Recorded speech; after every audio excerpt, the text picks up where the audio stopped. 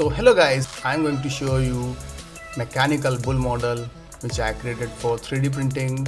The design is pretty simple and unique. Now let me introduce the other parts. This is the torso area.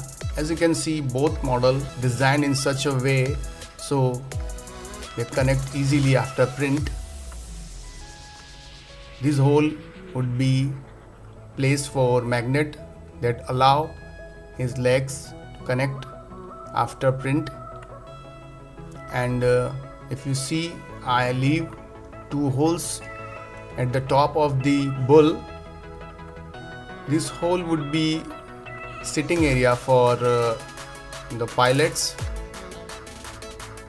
Please check overall model and let me know how you like it.